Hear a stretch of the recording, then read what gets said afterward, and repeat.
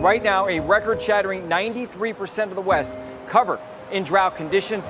Fire season's underway with lots of fires in the Pacific Northwest and especially in Western Canada, where fires are so strong they're causing lightning, sparking new fires. And Adriana, don't look now. We have another heat wave likely for the West Coast next weekend.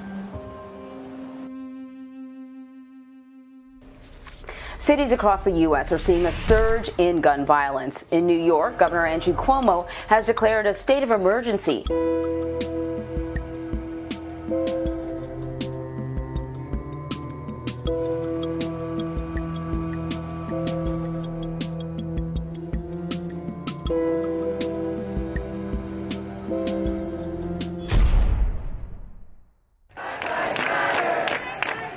In the early morning hours, with protesters continuing to try and apply pressure from the streets, the city council voting to approve Mayor Bill de Blasio's budget, which did strip away $1 billion from the NYPD's $6 billion budget. Spring and summer protests over policing nationwide and in Dallas have made their way into the fall as the city decides how to spend taxpayer money for the next year. Dallas's budget calls for spending $516 million for the police department, about the same as 2019. On Wednesday, some community members called in asking for deeper cuts, up to $200 million to defund DPD. City Council approved the cut 12-2, with council members Joe Buscaino and John Lee voting against it. This would also cut hiring, leaving the LAPD with less than 10,000 officers, a staffing number not seen since 2008.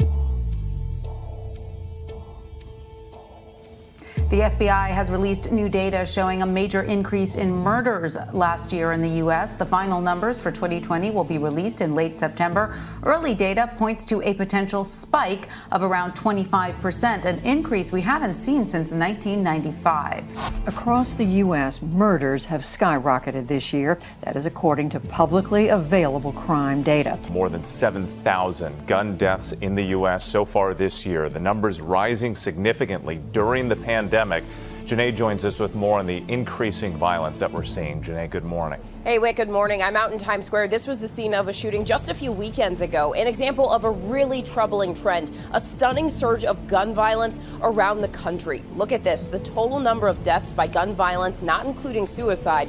You can see the moderate rise from 2018 to 2019, but in 2020, nearly 4,000 more Americans died by gun violence, roughly a 25% increase in a single year. And already this year, that number topping 7,500. Obviously, that number is changing constantly. For example, Friday night, 10 people were shot in downtown Minneapolis. We have breaking news out of Minneapolis at this hour, where Minneapolis City Council members at a rally about an hour ago have announced their plan to disband the Minneapolis Police Department.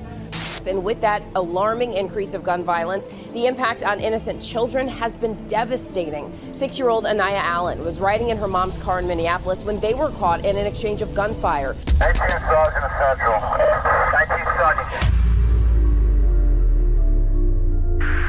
Whatever they are, there's a whole fleet of them. They seem to defy the rules of physics, hovering in the wind, stopping instantly, and moving extremely fast at hypersonic speeds, then diving into the ocean. What was splashed? Splashed.